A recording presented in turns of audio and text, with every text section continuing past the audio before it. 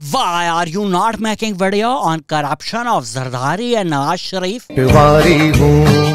क्या आपको लगता है नवाज शरीफ और जरदारी करप्ट है? हाँ, तो फिर मैं वीडियो बना के क्यों टाइम जाया करूं?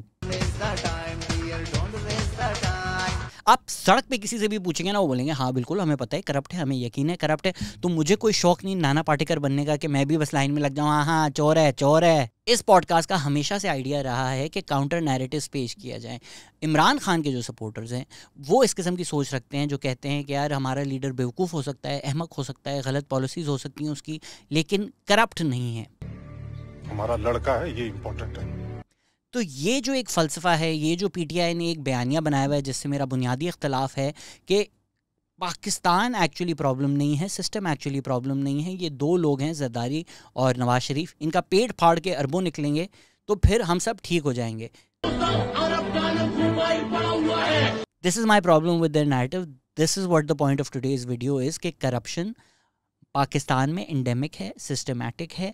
ये सिस्टम है जो बनाया गया है एलीट्स की प्रोटेक्शन के लिए, और इमरान खान ने सालों साल इस एलीट सिस्टम को प्रोटेक्ट किया है, उसके बेनिफैक्टर रहे हैं, उसके प्रोटेक्टर रहे हैं, and he continues to do so. Corruption corruption करती करती आपे करप्ट हुई। अगर आपको मेरा यकीन नहीं आ रहा तो आज की वीडियो में मेरे 6 लेयर्स ऑफ आर्ग्यूमेंट हैं। अगर आप सोचते हैं कि इमरान खान करप्ट नहीं है, let me just at least present the evidence, you may reject it. सुन लें। Layer 1, surrounded by corrupt people. Layer 2, policies that favor the elite. Layer 3, allegations and unexplained wealth. Layer 4, the legal cases. Layer 5, the Financial Times story. और Layer 6, the smoking gun. मतलब कुछ तो suspense हो ना जिसके लिए आप पूरी वीडियो देखें। तो पहले पॉइंट 1, हमें पीटीआई इस तरह बेची गई थी कि तब्दीली है। जिन लोगों ने इंक्लूडिंग मी अनफॉर्चुनेटली 2011 से 2013 पीटीआई को सपोर्ट किया, रैलीज़ में गए, जलसों में गए, एक आइडिया था कि we are sick of the parties that exist और अब एक नई पार्टी आएगी, इसमें यूथ होगी, इसमें नए चेहरे होंगे। टर्न्स आउट 80%, 90% पीटीआई तो वही चेहरे हैं जो सालों साल पीएमएलएन पीपीपी में पॉलिटिशियंस रहे हैं। तो ऐसा कैसे हो सकता है कि जी ये 20-30 साल से लोग करप्ट थे, मसला थे, इन्हीं लोगों ने पाकिस्तान को बर्बाद किया था, अब वो पीटीआई में आ गए हैं तो ये चेंज हो गए हैं, ये ड्राई क्लीन हो गए हैं। एक केड़ी तब्दीली ने, तब्दीली अगर आई है तो वो सिर्फ इमरान खान में आई है। शेख रशीद जिसको वो कहते थे मैं इसको अपना चपरासी ना रखूं, आज वो उनका राइट हैंड मैन है। कामयाब सियासतदान है ना। yes. हैं? ये देखें, मैं टीवी पे कहता हूँ अल्लाह मुझे शेख रशीद जैसा कामयाब सियासतदान कभी ना करे, इससे बेहतर मैं फेल ही रहा हूँ, मामूली कप्तान है, फेल रहा हूँ हमेशा। मैं चाहता हूँ कि मैं फेल रहा हूँ लेकिन इनकी तरह कामयाब ना हूँ मैं। नवाज के मेरी बात सुनें, अब नवाज की वोट इकट्ठे करते हैं और लोटा होकर इधर चले जाते हैं। ये आदमी ऐसा नजर आता है। शेख साहब आप तो अमेरिका भी यहाँ फतह कर लेना, आप उसके भी बन जाएंगे। चौधरी परवेज इलाही जिसको ये कहते थे कि पंजाब का सबसे बड़ा डाकू है, आज वो पीटीआई का प्रेसिडेंट है। जो इस पंजाब का सबसे बड़ा डाकू है। और डायनास्टिक पॉलिटिक्स के खिलाफ जो ये पार्टी है PTI, most likely Chaudhry Pervaiz Elahi के बेटे Moonis Elahi is the new face of PTI after Imran Khan. Usman Buzdar को उन्होंने चीफ मिनिस्टर पंजाब लगाया, उन पर बहुत ज़्यादा एलिगेशंस आई करप्शन की, लोगों ने एविडेंस भी ले जाके पेश किया इमरान खान को, but Imran Khan refuse to remove Usman Buzdar because he wanted a weak chief minister in Punjab. वो ये नहीं चाहते थे कि इमरान खान से बड़ा कोई हो जाए। सिमिलरली केपी में परवेज़ खटक के खिलाफ भी बहुत ज़्यादा एलिगेशन आई करप्शन की, अगेन नथिंग वाज डन। जो 2 इमरान खान के राइट हैंड मैन थे, जहांगीर तरीन, अलीम खान, जिन पे बहुत ज़्यादा करप्शन की एलिगेशन आई, वो पीटीआई से इसलिए नहीं निकाले गए क्योंकि उन पर करप्शन की एलिगेशन थी, वो इसलिए निकाले गए क्योंकि उनके खान साहब से इख्तलाफ हुए थे। For interest of fairness Jahangir Khan तरीन के ख़िलाफ़ और उनके बेटे के ख़िलाफ़ जो मनी लॉन्ड्रिंग के सारे केसेस थे वो क्लियर हो गए हैं उसमें। लेकिन जहांगीर खान तरीन along with establishment, along with हमारी इंट्रेंच्ड पार्टीज़ जो हैं, उसके कई लोग शुगर माफिया का हिस्सा हैं। पीटीआई के दौरे हुकूमत में शुगर को एक्सपोर्ट करने का लाइसेंस दिया गया, that resulted in the domestic price of sugar being increased by 30%। तो जो गरीब आवाम है वो चीनी के लिए ज़्यादा महंगी पैसे दे, जबकि उन्हीं के टैक्स के पैसों से ये इंडस्ट्री सब्सिडाइज़ की जा रही है, और जो शुगर ओनर्स हैं, जो शुगर डैडीज़ हैं पाकिस्तान के, वो उसको एक्सपोर्ट करके अच्छा पैसा कमाएं। इसीलिए आपको शुगर इंडस्ट्री के जो लीडर्स हैं उनका और पॉलिटिशियंस का एक बड़ा करीबी रिश्ता नज़र आएगा। This is how you need to start understanding politics and elite capture in Pakistan, rather than thinking ये अच्छा है ये बुरा है, हक और बातिल की जंग है। नहीं, ये जो एलीट ओनर्स हैं ये अपने पॉलिटिशियंस दोस्तों से लाइसेंसेस लेते हैं और सब्सिडीज़ लेते हैं और उससे प्रॉफिट कमाते हैं। और पॉलिटिशियंस भी कोई दोस्तियां नहीं निभा रहे, एक क्विड प्रो क्वो होता ही होगा। अलीम खान का तो रियल एस्टेट इंडस्ट्री में भी बहुत ज़्यादा नाम आता है, तो दो इमरान खान के करीब तरीन लोग, उनके बारे में ये सारी एलिगेशंस हैं। तीसरे उनके करीब तरीन इंसान शहजाद अकबर, जिन पर जब करप्शन एलिगेशंस लगी तो वो दुबई चले गए। कुछ पॉलिटिकल सपोर्टर्स इमरान खान की मोहब्बत में इतने दीवाने हो गए हैं कि कोई इंसान अगर पीटीआई में आ जाए तो उनको उन इंसानों की भी खामियां नज़र ही नहीं आती हैं, ड्राई क्लीन हो जाते हैं वो लोग। शाह महमूद कुरैशी पीपीपी में थे तो डायनेस्टिक पॉलिटिशियन भी थे, फ्यूडल लॉर्ड भी थे। Everything that is wrong in Pakistan वो शाह महमूद कुरैशी की डायनेस्टिक पॉलिटिक्स के अंदर इंट्रेंच था। लेकिन वो पीटीआई में आएंगे, उनकी बेटी को भी पीटीआई का टिकट दिया जाएगा, तो अब ये हलाल डायनेस्टिक पॉलिटिक्स हो जाती है। आजकल अली अमीन गंडापुर जेल गए हैं तो उनको भी मंडेला बना दिया गया है, जबकि अली अमीन गंडापुर पे पीटीआई के एमएनए ने इल्ज़ाम लगाया था कि that he paraded a girl naked और at least facilitated that happening in DI Khan. Ali Amin Gandapur पे एक एक्स KP के मिनिस्टर को सुसाइड अटैक में मर्डर करने का भी इल्ज़ाम है। है त्वाडा मंडेला। तो ये कैसी तब्दीली है कि वही चेहरे जिनसे हम बेजार आए हुए थे एक और पार्टी में डालकर हमें दे दिए। And this has been classically done by the establishment repeatedly over our history. वो IGI हो, वो PMLQ हो, वही लोग होते हैं, उनको एक किंग्स पार्टी बनाकर हमें तब्दीली के नाम पे बेचा जाता है। And based on who is in favour and who is against the establishment at any given point, उस वो डिसाइड करता है कि जी कौन करप्ट है कौन करप्ट नहीं है। पैनमा पेपर्स आए तो बड़ा शोर मचा, लेकिन जब पेंडोरा पेपर्स में शौकत तरीन का नाम आया, वकास मसूद खान का नाम आया, फैसल वाडवा का नाम आया, मूनस इलाही का नाम आया, तो जी कोई मसला नहीं, हो जाता है। तो पार्टी में तो Imran Khan is surrounded by corrupt people, लेकिन अगर हम उनकी पर्सनल लाइफ भी देखें तो Ejaz Syed came on the podcast and confirmed कि जनरल आसिम मुनीर को ISI से जनरल बाजवा को बोलकर इमरान खान ने हटवाया था, because general Asim Munir allegedly brought evidence of corruption against Bushra Bibi to Imran Khan. आजकल इमरान खान प्रिटेंड करते हैं कि जी बड़ी वो एंटी इस्टेब्लिशमेंट इंसान है, एंटी इस्टेब्लिशमेंट पॉलिटिक्स ईजाद ही उन्होंने की पाकिस्तान में। लेकिन उनके दौरे हुकूमत में जब आसिम सलीम बाजवा की पापा जॉन स्टोरी आई थी तो Asim Saleem Bajwa was not removed as the head of CPEC। Imran Khan continued with him. आप अगर सोचें कि हम अगर रिज्यूम करें कि जी इमरान खान एंटी इस्टेब्लिशमेंट हो गए हैं, वाकई पाकिस्तान का भला चाहते हैं, इमरान खान अगर इस तरह की बातें करते हैं कि आप जनरल्स की करप्शन देखें, जनरल के प्लॉट्स देखें, तो ये तो उनके लिए ईद है, ये तो उनके लिए गिफ्ट है कि आसिम सलीम बाजवा की जो स्टोरी है उसका एविडेंस भी है, उसकी डिटेल्स भी हैं, इमरान खान के हुकूमत के टाइम में सामने आई थी, तो शायद उनके पास और भी इन्फॉर्मेशन हो। लेकिन गवर्नमेंट छोड़ने के बाद भी जनरल बाजवा का नाम तो हमने बहुत सुना है, आपने इमरान खान के मुंह से आज तक आसिम सलीम बाजवा का नाम सुना है? This is why the notion that Imran Khan is anti-establishment seems like a farce to most of us, people who've been following his politics for decades. आजकल तो इमरान खान जनरल बाजवा की करप्शन का भी बात कर रहे हैं, बेल्जियम की भी बात कर रहे हैं, तो उनसे ये सवाल पूछना चाहिए कि आपने फिर क्यों इनको एक्सटेंशन दी? आपने तो 3.5 साल 4 साल हमें उनकी रूहानी अजमतों के बारे में लेक्चर्स दिए। के साथ खड़े मेरे ख्याल में जो जनरल बाजवा है ये सबसे ज्यादा न्यूट्रल और प्रो डेमोक्रेटिक जनरल है मेरे ख्याल में। और अब इमरान खान ने आके नवाज शरीफ को भी क्रेडिट दिया कि बाजवा की दूसरी एक्सटेंशन जो वो चाह रहे थे, नवाज शरीफ ने वो उनको नहीं दी, whereas Imran Khan was ready to give a second extension to Bajwa. Even जब फराह गोगी की करप्शन और मनी लॉन्ड्रिंग की स्टोरीज आई तो इमरान खान ने for once in his life आकर डिफेंड किया। फराह गोगी की एक ऑडियो भी लीक हुई जिसमें एलिजिडली वो मलिक रियाज से बुशरा बीबी के लिए एक डायमंड रिंग मांग रही थी। फराह गोगी के मियाँ शाहजेब खानज़ादा के शो पे भी गए थे। शाहजेब खानज़ादा ने उनसे कई सवाल पूछे कि इतनी वेल्थ आपने कैसे अमास कर ली, तो उनके मियाँ ने एक ये भी बात की थी कि उन्होंने कई साल पहले एक एमनेस्टी स्कीम ली थी। एमनेस्टी स्कीम होती है कि भाई मेरे पास ब्लैक मनी है, अनडिक्लेयर्ड है, गवर्नमेंट ने बोला एमनेस्टी है, आप डिक्लेयर कर दें, वो वाइट हो जाएगा। तो इस तरह से ब्लैक का पैसा पाकिस्तान में वाइट किया जाता है। इमरान खान ने खुद 1983 में एक बेनामी ऑफशोर कंपनी जो केमन आइलैंड में रजिस्टर थी, न्याजी सर्विसेज लिमिटेड, उसके थ्रू लंदन में एक फ़्लैट लिया जो कि पाकिस्तान में नहीं डिक्लेयर किया, और फिर 2000 में एक टैक्स एमनेस्टी लेकर उसको डिक्लेयर किया। ये पैनामा पेपर्स, पेंडोरा पेपर्स, इन सब का मसला यही है ना कि ये टैक्स हेवन्स जो बनाए हुए हैं दुनिया भर में, जहाँ टैक्स एवेजन के लिए लोग अपना पैसा रखते हैं, ऑफशोर कंपनीज बनाते हैं, बेनामी कंपनीज बनाते हैं, that is the issue, right. तो ये तो इमरान खान ने 1983 में किया हुआ था। पाकिस्तान में इतना ज़्यादा ब्लैक मनी इसलिए है, रियल एस्टेट इंडस्ट्री में तो चलता ही सिर्फ ब्लैक मनी है, बिकॉज जो अमीर लोग हैं उनको भी पता है कि गवर्नमेंट बाद में एमनेस्टी स्कीम दे देगी और गवर्नमेंट में हमारे दोस्ती आ रही हैं, तो हमारा जो सारा ब्लैक मनी है वो वाइट हो जाएगा, तो मैं अभी क्यों डिक्लेयर करूँ, कमाता हूँ ब्लैक।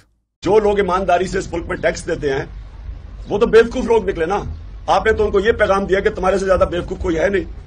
पहले चोरी करो, टैक्स ना दो, करप्शन करो, थोड़ी देर के बाद एक स्कीम आ जाएगी, सारा आपका काला धन सफेद हो जाएगा, ब्लैक का पैसा व्हाइट हो जाएगा। तो अगर इमरान खान वाकई हमें अब बता रहे हैं कि इस्टेब्लिशमेंट का क्या रोल रहा है पाकिस्तान की तारीख में, उसमें क्या मसले मसाइल हैं, तो इस्टेब्लिशमेंट के जो सारे लोग हैं, उनके जो बच्चे हैं, वो तो सब सारे पीटीआई में हैं। ज़ियाउल हक के बेटे कहते हैं कि ज़ियाउल हक का जो अब विज़न है वो इमरान खान पूरा करेंगे। तो ये कैसी एंटी इस्टेब्लिशमेंट है जो अयूब खान के ग्रैंडसन, जनरल उमर के बेटे और ज़ियाउल हक के बेटे लेकर आएंगे? तो ये पीटीआई है या ड्राई क्लीनिंग मशीन है? फवाद चौधरी दुनिया की हर पार्टी ज्वाइन करने के बाद पीटीआई में आके फरिश्ते बन चुके हैं। आज़म सवाती, जिन पर यह इल्ज़ाम था कि उन्होंने एक फैमिली को टॉर्चर किया just because they were found to be trespassing on his property, उनके साथ जब ज्यादती हुई और गलत हुआ हम कंडेम करेंगे, उनको गांधी बना दिया गया। तो पीटीआई के लोगों की अगर हम हिस्ट्री निकालें तो उसमें पुरानी पार्टी के लोग, dynastic politics, feudal lords, corrupt लोग, इस्टेब्लिशमेंट के टाउट सब हैं। तो फिर कैसे पीटीआई साफ चली, शफाफ चली? इवन जो नए लोग हैं उन पर भी यही इल्ज़ाम है, जरताज गुल पर भी इल्ज़ाम है कि वो कमीशंस के किकबैक्स लेती थी। अबसार आलम ने टीवी पे आकर इस बात का इशारा दिया था और पीपीपी लीडर्स ने तो खुलकर ही आकर बोल दिया था कि जो इमरान खान के वालिद भी थे, इकरामुल्लाह नियाज़ी, वो एक गवर्नमेंट सर्वेंट थे और उन पर इल्ज़ाम लगा था करप्शन में, जिसकी वजह से जुल्फ़िकार अली भुट्टो ने उनको निकाल दिया था। जैसे इमरान खान का वालिद था, उसको नौकरी से निकाला। तो may be this war against PPP and PMLN is also may be a little personal for Imran Khan. तो आई नो इस सब के बाद आप क्या सोच रहे हैं कि हाय अल्लाह, रज़िया गुंडों में फंस गई, एक बेचारा शरीफ शफाफ इमरान खान, वो कैसे पूरा सिस्टम सही कर सकता है? कहाँ से लाए बेचारा फरिश्ते? तो उसके अराउंड सारे लोग करप्ट होंगे, लेकिन how does any of this prove that he is corrupt? पूछो जरा पूछो। लेयर 1 में सिर्फ 2 ही पॉसिबिलिटीज़ हैं कि या तो इमरान खान को इन सब का पता है, आइदर ही इज इन्वॉल्व्ड, या वो उसको दरगुजर कर रहे हैं, या इमरान खान की नाक के नीचे ये सब कुछ हो रहा है और उनको पता ही नहीं है। ये सही है ना? नहीं, पहले मुझे बता, मुझे ये नहीं पता क्या है। मैं पहले ये नहीं पता आपको? नहीं, मुझे नहीं पता, मैंने तो कभी देखी नहीं। ये कभी नहीं देखी आपने? नहीं, मैंने तो नहीं देखी। Then one should question his judgement. मैं कभी आपके सामने एक्सक्यूज नहीं करूंगा जी मैं बेबस हूं कि जी फौज जी कुछ करने दे रही। ये तो कोई बहाना नहीं है। हमें ये रियलाइज़ करना चाहिए कि सिर्फ 2 लोग करप्ट नहीं हैं पाकिस्तान में। अगेन मैं नहीं कह रहा कि पीपीपी PMLN करप्ट नहीं है, बट ये एक सिस्टम है। नदीम फारूक पराजा के सामने पॉडकास्ट की जिसमें उन्होंने हमें बताया कि किस तरह ज़ियाउल हक के टाइम में ये करप्शन पॉलिटिक्स के अंदर आम की गई और 90s में करप्शन को एक जवाज़ बनाया गया सिविलियन गवर्नमेंट को आइदर इन कंट्रोल रखने के लिए या डिसमिस करके किसी और को लाने के लिए। सालों साल एक जहन साजी की गई है कि जो पॉलिटिशियंस होते हैं वो करप्ट होते हैं। हद तक जो पाकिस्तान बनाने वाले थे उन पर भी इसी तरह के इल्ज़ाम लगाए गए और हमें बताया गया कि सियासतदान से बुरी कोई चीज़ नहीं है, बाकी तो सिस्टम बहुत अच्छा है। अगर आप इन सियासतदानों को हटा देंगे तो सब चीज़ ठीक हो जाएगी। बट हम जितने तारीख में देखेंगे जब पॉलिटिशियंस को हटाया गया है सिस्टम कोलैप्स कर गया है और वापस इन पॉलिटिशियंस की भीख मांगी है कि भाई यार वापस आ जाओ, बचा लो। तो अगर पाकिस्तान में बहुत ज़्यादा करप्शन है, सिस्टमेटिक है, एंडेमिक है, तो पाकिस्तान पे सबसे ज़्यादा जिसने रूल किया है उस पर इल्ज़ाम जाना चाहिए ना कि भाई अगर 1-2 साल में आ गए और उन्होंने 1-2 साल सिर्फ करप्शन की, 90s में 2-2 साल की हुकूमतें होती थी, हम अज्यूम करें कि उन्होंने कुछ किया ही नहीं करप्शन के अलावा, तो उससे पहले 10 साल मार्शल लॉ था, उसके बाद 10 साल मार्शल लॉ था, क्यों अब तक पाकिस्तान में इतनी करप्शन है? 35 तो हमारे पास years of martial law, direct military rule है, 5 साल हाइब्रिड रजीम है, क्यों पाकिस्तान में इतनी करप्शन है? तो we don't really talk about how the system functions, how the system is corrupt, क्योंकि हमें सिर्फ क्या बेचा जाता है कि ये 2 करप्ट हैं, ये तीसरा ले आओगे तो ये ठीक है। नहीं जी, सिस्टम इज़ द प्रॉब्लम। और यही है पॉइंट 2 कि पीटीआई का चूरन आपको बेचा गया था कि you don't look behind the curtain, you just think ये 2 कार्टून विलन है, इनको हटा दो और बाकी सब ठीक हो रहा है। और आपको ब्लाइंड साइड कर दिया था कि बाकी सबके करप्शन, बाकी सबके एलीट इंटरेस्ट, इनकी तरफ ना देखें आप। एलीट कैप्चर की हम बहुत ज़्यादा पॉडकास्ट करते हैं, डॉक्टर रोजीटा के साथ हमने एक डिटेल पॉडकास्ट किया है जिसमें आपको बताया गया है कि एलीट्स ऑफ पाकिस्तान जो हैं वो किस तरह से जीते हैं। एक 2 पाकिस्तान है, एक एलीट्स का पाकिस्तान है और एक गरीबों का पाकिस्तान है। पीटीआई जब आई तो लोगों को लगा कि जी अब तो करप्शन ख़त्म हो जाएगी, नैप को इस्तेमाल किया गया, पॉलिटिकली विक्टिमाइज़ किया गया, तो वो जो सारी पुरानी रिवायती पार्टीज़ थी उनको तो सब जेल में डाल दिया। फिर क्यों नहीं सिस्टम ठीक हुआ? 2021 की UNDP रिपोर्ट के मुताबिक 2020 में $17.4 बिलियन की एलीट सब्सिडीज़ पाकिस्तान में दी गई थी। टोटल GDP साइज़ ही पाकिस्तान का कुछ तकरीबन $300 बिलियन है, तो उससे 6% तो हम एलीट सब्सिडीज़ दे रहे हैं। पीटीआई एक पार्टी जो करप्शन मिटाने के नारे पे आई, उसने पाकिस्तान की तारीख की सबसे बड़ी टैक्स एमनेस्टी स्कीम दी। अगेन टैक्स एमनेस्टी क्या है? ब्लैक पैसे को अपना वाइट कर लो। और दी भी कहाँ? कंस्ट्रक्शन और रियल एस्टेट सेक्टर्स में, जहाँ सबको पता है कि सबसे ज़्यादा ब्लैक मनी चलता है। तो इसमें वर्किंग क्लास लोगों के लिए हाउसिंग अनअफोर्डेबल हो गई और अमीर लोग और ज़्यादा अमीर हो गए। पिछले हफ्ते इकोनॉमिस्ट अमार हबीब खान ने द न्यूज़ में बहुत अच्छा आर्टिकल भी लिखा कि किस तरह पीटीआई के दौरे हुकूमत में 3 बिलियन इंटरेस्ट फ्री लोन्स दे दिए, गरीबों को नहीं। एहसास प्रोग्राम की बात नहीं कर रहा, which is a good programme. ये 3 बिलियन दिए गए अमीरों को, मेनली इंडस्ट्रियलिस्ट को, मेनली टेक्सटाइल सेक्टर में। आप लोग बहुत ज़्यादा ये सुनेंगे कि जी इन्फ्लेशन हो गई है क्योंकि एहसास के हैंडआउट से। एहसास के हैंडआउट्स की वजह से इन्फ्लेशन नहीं हुई, इन हैंडआउट्स की वजह से इन्फ्लेशन हो गई। अगर गवर्नमेंट मनी सप्लाई में 3 बिलियन अमीर लोगों को दे देगा इंटरेस्ट फ्री के, भाई रखो पार्टी करो, तो आप क्या एक्सपेक्ट करते हैं? ऑब्वियसली मनी सप्लाई बढ़ेगा, ऑब्वियसली इन्फ्लेशन होगी। 3 बिलियन पाकिस्तानी रुपीज़ नहीं, 3 बिलियन US डॉलर्स। इस वक्त जो हम मर रहे हैं ना कि खुदा के वास्ते IMF की ट्रांच आ जाए ताकि हम डिफ़ॉल्ट से बच जाएं, वो कुछ 1 बिलियन डॉलर्स है। और यहाँ 3 बिलियन डॉलर्स रख लो जी। तो जो टेक्सटाइल सेक्टर कहता है ना कि जी पीटीआई का दौरे हुकूमत हमारे लिए बेहतर था, इसलिए बेहतर था, उनको पैसे दिए गए, उन्होंने मशीनरीज इंपोर्ट की, उसकी वजह से करंट अकाउंट डेफिसिट बढ़ा and there is inflation. Pakistan की इकॉनमी का कोर मसला यही है, एलीट कैप्चर, कि जी एग्रीकल्चर सेक्टर में क्यों नहीं रिफॉर्म होता? क्योंकि जो लोग एग्रीकल्चर लैंड ओन करते हैं वो पार्लियामेंट में बैठे हुए हैं। रियल एस्टेट इंडस्ट्री में क्यों नहीं रिफॉर्म होता? क्योंकि जो रियल एस्टेट इंडस्ट्री चला रहे हैं वो मुल्क चला रहे हैं। हमारे पॉलिटिशियंस के पास इतनी हिम्मत तो नहीं है कि वो कॉर्नफ्लेक्स इंडस्ट्री को रेवोल्यूशनाइज कर लें, उसमें रिफॉर्म ले आएं। हम उनसे एक्सपेक्ट करते हैं कि ये फंडामेंटल इकोनॉमिक रिफॉर्म लाएंगे। रियल एस्टेट सेक्टर में ब्लैक मनी पंप कर करके आप GDP ग्रोथ तो दिखा सकते हैं, लेकिन उससे पाकिस्तान को कोई फ़ायदा नहीं होगा, नुकसान ही होगा। शौकत तरीन ने खुद बोला कि ओह ओवर हीट हो गई हमारी इकॉनमी। इसका मतलब ये नहीं होता कि इकॉनमी बूम कर रही है। आपकी और मेरी ज़िंदगी पे क्या फ़र्क पड़ा? कुछ भी नहीं। You should read and listen to people like Hafeez Pasha, to people like Kaiser Bengali, क्योंकि मेरे ख्याल में एक ही इंडिकेटर है जो लोगों की इकोनॉमिक परफॉर्मेंस को जज करने के लिए हमें देखना चाहिए, इनकम डिस्पैरिटी, कि गरीब कितना ज़्यादा गरीब हो रहा है और अमीर कितना ज़्यादा अमीर हो रहा है, और इसमें फासला कितना ज़्यादा बढ़ता जा रहा है। होंडा सिविक्स का सोल्ड आउट हो जाना कोई सेलिब्रेट करने की चीज़ नहीं है। अगेन मैं यहाँ पीटीआई की गवर्नमेंट को फिर से अप्रिशिएट करना चाहूँगा कि एहसास प्रोग्राम बहुत अच्छी चीज़ है, इसको और ज़्यादा एक्सपैंड करना चाहिए। But this is how we need to start thinking about social welfare programmes. ऐसा तो नहीं हो सकता कि बेनज़ीर इनकम सपोर्ट प्रोग्राम जब उसका नाम था तो सब उसको गालियाँ भी देते थे, नेशनल मीडिया पे आके मलाइन भी करते थे, ऐसा कहते थे कि 2-3 हज़ार रुपये गरीबों को देने से पाकिस्तान की इकॉनमी तबाह हो जाएगी, उसको करप्शन कहते थे। उसको रीब्रांड करके एहसास कर दिया तो वही लोग आके उसको सेलिब्रेट करना शुरू हो गए। No, across the parties we should agree that direct cash handouts work, they are good for the economy. आप किसी गरीब को पैसे देंगे, वो जाके आटा खरीदेगा, तो जो आटा बना रहा है उसकी फैक्ट्री चलेगी, उसकी फैक्ट्री में नौकरियां आएंगी, वो पैसा आपकी इकॉनमी में ही चलेगा। शुगर इंडस्ट्री को अगर आप सब्सिडीज़ देंगे और उस सब्सिडी से वो शुगर बना के एक्सपोर्ट कर देगी तो शुगर डैडीज़ तो अमीर हो जाएंगे, पाकिस्तान का नेट नुकसान है। आप जिस भी गवर्नमेंट को वोट देते हैं, जिस भी पार्टी को सपोर्ट करते हैं, उससे आप फंडामेंटल सवाल पूछें कि भाई एलीट कैप्चर तुम कैसे ख़त्म करोगे। ये इसाक डार की और शौकत तरीन की दोनों की डिज़ास्टर्स इकनॉमिक पॉलिसीज़ में कोई ज़्यादा फ़र्क नहीं है, ये दोनों टाइटैनिक डुबाएंगे ही। मैंने एक डिटेल वीडियो ऑलरेडी बना दी है इकोनॉमिक परफॉर्मेंस के ऊपर, तो आज वापस आ जाते हैं अपने टॉपिक के ऊपर। पहली लेयर में हमने देखा कि किस तरह Imran Khan is surrounded bye all these corrupt individuals and corrupt practices. दूसरी लेयर में हमने देखा कि पीटीआई का जो दौरे हुकूमत था उसमें एलीट को बेनिफिट किया गया, एलीट को सब्सिडीज़ दी गई। एंड आई नो आप क्या सोच रहे होंगे कि भाई ये तो सिर्फ एलिगेशंस ही हैं, तो लेयर 3 यही तो है हमारी, allegations and unexplained wealth. Pakistan की कौम ना बहुत सादा कौम है, बिल्कुल सख्त लौंडा नहीं है, बहुत आसानी से वो पिघल जाती है। इमरान खान की लोग वीडियो देखेंगे कि हाय अल्लाह ज़मीन पे बैठा इफ्तारी सहरी कर रहा है, इससे सादा इंसान तो हो ही नहीं सकता, इसके तो कुर्ते भी फटे हुए हैं। He is just like one of us. Credit where credit is due. PTI की मीडिया मैनेजमेंट एक्सलेंट है। वो जब इस तरह की वीडियोस, इस तरह के नैरेटिव्स बेचते हैं और उसको रीइंफोर्स करते हैं तो वो आवाम के जहन में वो पिक्चर बन जाती है। ऑन दी अदर साइड जब मैरी एंटोनेट हमें नज़र आती हैं कि जी बर्बरी के बैग मरीम नवाज़ ने उठाए हुए हैं या यीज़ीज़ पहने हुए बिलावल भुट्टो ने, तो एक परसेप्शन जाता है कि ये तो बहुत डिसकनेक्टेड है और इमरान खान एक गरीब सादा सा आदमी है। लास्ट ईयर इमरान खान ने कहा कि उनके टोटल एसेट्स 34.2 करोड़ हैं और बुशरा बीवी की तकरीबन कोई 700 कनाल की ज़मीन भी है।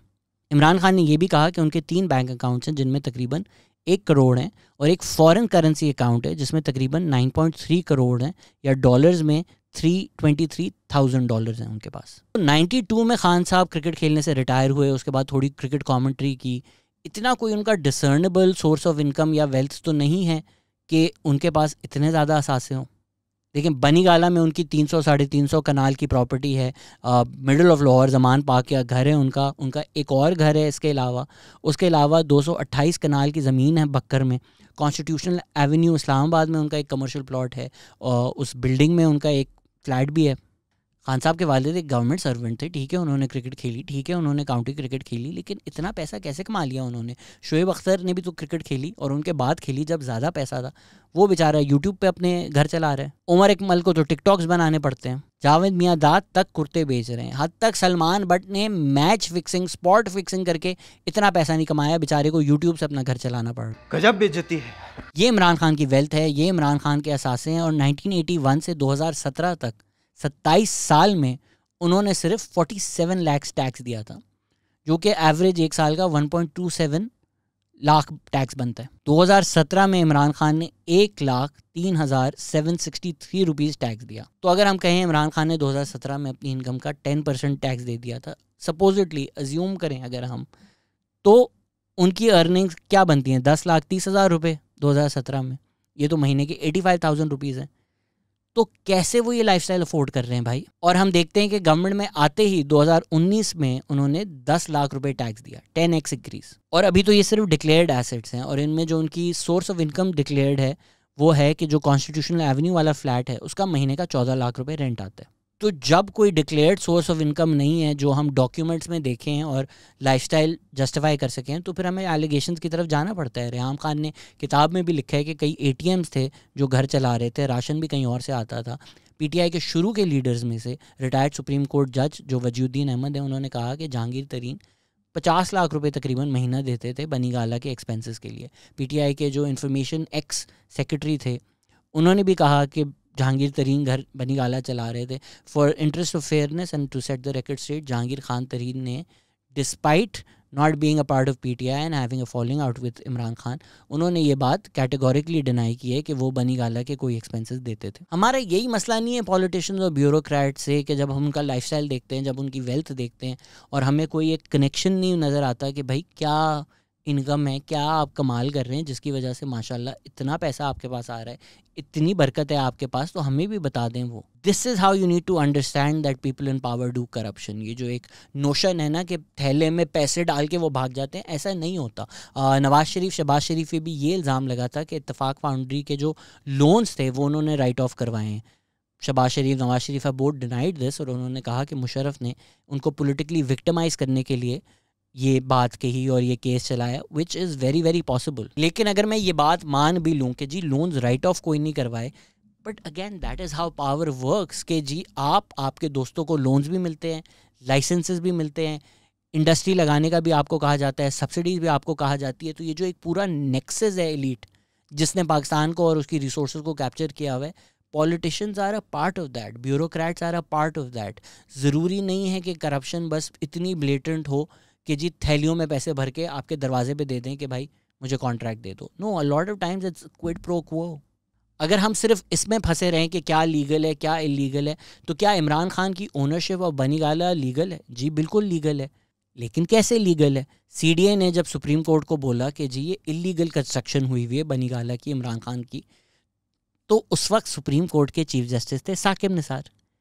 तो ऑब्वियसली आप समझ सकते हैं कि क्या हुआ। ये 2019-2020 का वक्त है, साकिब निसार ने रास्ता दिखाया, इमरान खान की फेडरल गवर्नमेंट ने CDA की बाईलॉज बदले और उन बदले हुए बाईलॉज के तहत बनीगाला रेगुलराइज हो गया। गुज्जर नाला पे घर हो तो टूट जाते हैं, इम्प्रेस मार्केट हो तो टूट जाते हैं, लेकिन बनीगाला हो तो वो रेगुलराइज हो जाते हैं। 2021 की द न्यूज़ की उमर शीमा की बहुत अच्छी स्टोरी है, टेल ऑफ टू टावर्स के, किस तरह ग्रैंड हयात होटल जो है कॉन्स्टिट्यूशनल एवेन्यू पे जो बना हुआ है वो इलीगली कंस्ट्रक्टेड था, लेकिन वहाँ पे साकिब निसार ने बोला अरे जी बन गया है, कोई मसला नहीं है। इंटरेस्टिंगली इमरान खान का फ्लैट उसी बिल्डिंग में है, तो that was allowed to stand. लेकिन नस्ला टावर उसको तो गिरा दिया गया।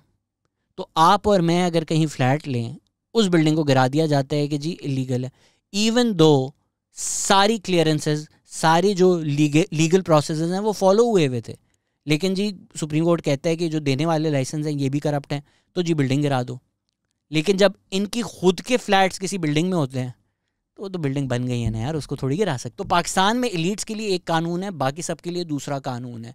और इंटरेस्टिंगली आप अगर एक सियासतदान हैं तो आप इस्टेब्लिशमेंट के साथ हैं या आप इस्टेब्लिशमेंट के अगेंस्ट है, उसकी बेसिस पे भी कानून आप पे अप्लाई होता है या नहीं होता है। और इसी से हम लेयर 4 पे आ जाते हैं, लीगल केसेस। अहमद नूरानी की फैक्ट फोकस के लिए स्टोरी हमें बताती है कि इमरान खान ने अपनी ज़िंदगी में इतना पैसा नहीं कमाया जितना उन्होंने तोशा खाना के गिफ्ट्स बेचकर कमाया है। मैक्सिमम किसी काम के लिए इमरान खान को अपनी ज़िंदगी में प्रोफेशनली जो पैसे मिले वो 2011 में 2 करोड़ रुपए थे, लेकिन पीएम बनने के बाद सिर्फ 2 महीने में उन्होंने 8.5 करोड़ कमा लिए थे।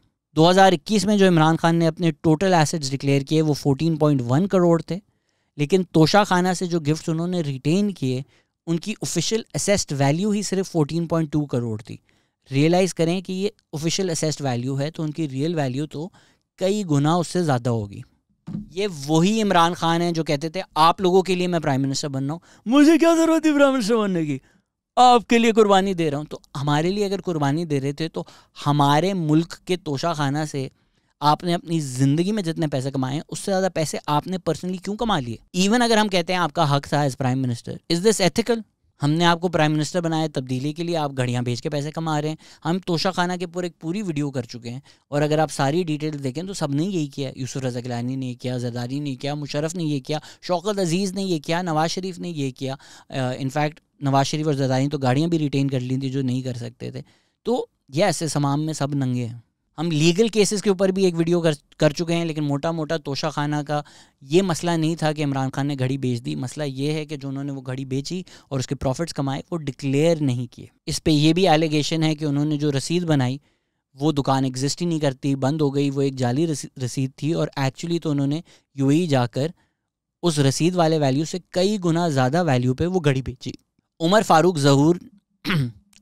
ज़हूर जो यूएई के एक बिजनेसमैन है, उन्होंने कैमरा पे आकर वो घड़ी भी दिखा दी। और ये कोई एमी घड़ी नहीं है, this is a unique watch that was made by the Saudi crown prince Mohammed bin Salman. Umar Farooq Zahoor claim करते हैं कि उन्होंने वो $2 मिलियन की घड़ी खरीदी थी, जो कि तकरीबन 57-58 करोड़ रुपए बन जाते हैं। हमें बड़ी छोटी चीज़ लगती है ना, घड़ी तो बेच दी, कौन सी बड़ी बात है।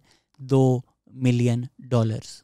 फॉरेन फंडिंग केस को भी बड़ा छोटा करके बताया जाता है कि क्या हो गया, फॉरेन लोगों ने पैसे दे दिए। एक्चुअली मसला उसमें ये भी है कि अनडिक्लेयर्ड अकाउंट्स थे पीटीआई के। अगर यूएस में फंड रेजर हो रहा है, किसी का पर्सनल अकाउंट दे दिया, पार्टी फंड रेजर हो रहा है और वो पार्टी के फंड्स पर्सनल अकाउंट में आ रहे हैं और वो अकाउंट आपने ईसीबी को डिक्लेयर ही नहीं किया कि ये पार्टी फंड्स के लिए इस्तेमाल हो रहा है, तो वो फंड्स कहाँ से आ रहे हैं, कहाँ जा रहे हैं, उस पर कोई चेक एंड बैलेंस नहीं है। और पीटीआई की जो सीनियर लीडरशिप है उनके नाम पर ये सारे अकाउंट्स थे। 2012 में ख्वाजा आसिफ ने इमरान खान पे ये इल्ज़ाम लगाया कि शौकत खानम को जो पैसे दिए गए, उस ट्रस्ट को जिन लोगों ने डोनेशन दी, उसमें से कुछ पैसा इमरान खान ने रियल एस्टेट गैम्बलिंग में हार दिया। तब इमरान खान ने ज़ाहिर बात है ये सब डिनाई किया, डेफेमेशन भी की। 11 साल बाद, तकरीबन 3 महीने पहले, अब इमरान खान ने तस्लीम कर लिया है ये। इमरान खान ने कहा कि शौकत खानम ट्रस्ट फंड में से $3 मिलियन एक प्राइवेट हाउसिंग प्रोजेक्ट में लगाए गए। 2008 में शौकत खानम के फंड से $3 मिलियन लेकर इन्वेस्टमेंट के लिए HBG ग्रुप, जिसके चीफ एग्जीक्यूटिव इम्तियाज़ हैदरी हैं, 7 साल वो पैसे वहाँ रखे गए और 2015 में वो $3 मिलियन वापस डाल दिए गए। Make what you want of this fact. We'll come to our 5th layer, जो है फाइनेंशियल टाइम्स स्टोरी, जिस पर कोई डेफेमेशन नहीं की गई। फाइनेंशियल टाइम्स एक यूके की पब्लिकेशन है, ना साइमन क्लार्क पे ना फाइनेंशियल टाइम्स पे कोई डेफेमेशन सूट नहीं किया गया। स्टोरी ये है कि आरिफ नकवी, जिनको 2019 में $230 मिलियन के फंड्स की मिस अप्रोप्रिएशन के लिए फ्रॉड में अरेस्ट किया गया। उन्होंने 2010 से 2013 वूटन क्रिकेट के नाम से मैचेस ऑर्गेनाइज किए गए थे एज फंड रेजर्स और वो पैसा पाकिस्तान तहरीक इंसाफ को जा रहा था।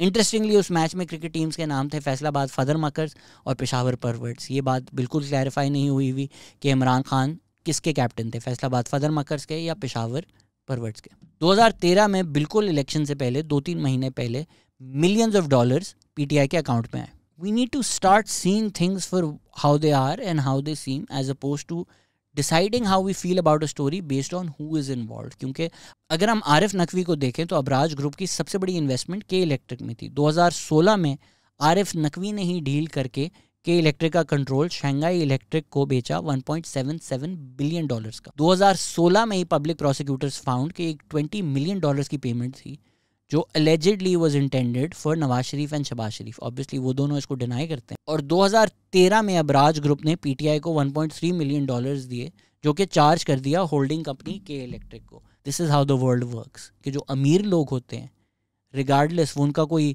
दिल नहीं होता कि यार ये पार्टी मुझे बड़ी अच्छी लग रही है मैं अपनी तरफ से कोई मिलियंस ऑफ डॉलर्स दे देता हूँ। नहीं, उनके इंटरेस्ट होते हैं। जो भी इन पावर होगा उनसे इन्फ्लुएंस ख़रीदने के लिए वो मिलियंस ऑफ डॉलर से उनको फंड करते हैं। जो हम कहते रहते हैं ना कि जी यूके और यूएस में पार्लियामेंट्री डेमोक्रेसी चलती है, बड़े फरिश्ते हैं। नहीं, यूएस में अगर आप लॉबिंग देखेंगे ना और कितना कांग्रेस मेन को और विमेन को लॉबी किया जाता है, जितना पैसा लगाया जाता है, you would be shocked. Point 6 पे आने से पहले मैं आपको ताहिर इमरान मियाँ के साथ जो हमने पॉडकास्ट किया था उसकी तरफ भी इशारा कर दूं कि उसमें भी इसी तरह का हम डिस्कशन कर रहे थे कि किस तरह लोकल एयरलाइंस को डिस्ट्रॉय किया गया इंटरनेशनल एयरलाइंस का रास्ता हमवार करने के लिए। और ग़ुलाम सरवर ख़ान की जो एक स्टेटमेंट थी, how that might and up costing Pakistan $10 billion. नुकसान किसका होता है? आपका और मेरा। फ़ायदा किसका होता है? जो लोग नुकसान करते हैं। तो अगर आप अब तक सब कुछ सुन चुके हैं और आप अब तक यही सोच रहे हैं कि हो सकता है कि इस्टेब्लिशमेंट ने बिलियंस ऑफ डॉलर्स की करप्शन की हो और इमरान खान को पता भी ना हो सकता है कि सारे के सारे लीगल केसेस झूठ हों, पॉलिटिकली मोटिवेटेड हों, ये भी हो सकता है कि इमरान खान का जो सारा लाइफस्टाइल है वो पेट्रियन से चलाते हैं। patreon.com पर उन्होंने बनाया हुआ है, उनके लाखों वेल विशर्स उनको पैसे देते हैं। अगर आपको लगता है ये सब भी हो सकता है तो पहले तो मेरा एक हाउसिंग प्रोजेक्ट है सुपर हाईवे पर ही है 2 किलोमीटर दूर कराची से, उसमें मैं आपको फाइल बेचना चाहता हूँ। लेकिन वापस इस वीडियो पे आ जाते हैं। इन्ना जिया तुसी सस्पेंस कितना सी, तो वो क्या स्मोकिंग गन है जिसके लिए तुमने हमें 40 मिनट ये वीडियो सुनवाई? बता दो ना। अगर आपने आतिफ मियां वाली पॉडकास्ट सुनी है तो उसमें उन्होंने बताया है कि किस तरह क्योंकि रियल एस्टेट इंडस्ट्री में पाकिस्तान में इतना पैसा है, कोई कहीं और पैसा नहीं लगाता और पाकिस्तान में लो प्रोडक्टिविटी है। और रियल एस्टेट कौन कौन कंट्रोल करता है पाकिस्तान में, होपफुली आप सबको पता ही हो अब तक। तो जब मुल्क में फूड शॉर्टेजेस भी हैं तो क्यों गरीब लोगों की ज़मीनें तबाह करके, चोरी करके, उसको डिस्ट्रॉय कर कर एक हाउसिंग सोसाइटी बनाई जा रही है, वो भी रावी के रिवर बेड के ऊपर। एक फॉर्मर प्राइम मिनिस्टर है इमरान खान, क्या उनको जेब देता है कि एक हाउसिंग सोसाइटीज़ के ऐड में उनकी तस्वीर हो? Yes, I am talking about RUDA, but that is not the smoking gun. Even जब लाहौर हाई कोर्ट ने रूडा को रुकवा दिया था ये बोलकर कि इससे बहुत ज़्यादा इन्वायरमेंटल डैमेज हो रहा है, तो इमरान खान वहाँ पहुँच गए थे। क्यों? वो रूडा के स्पोक्स पर्सन है।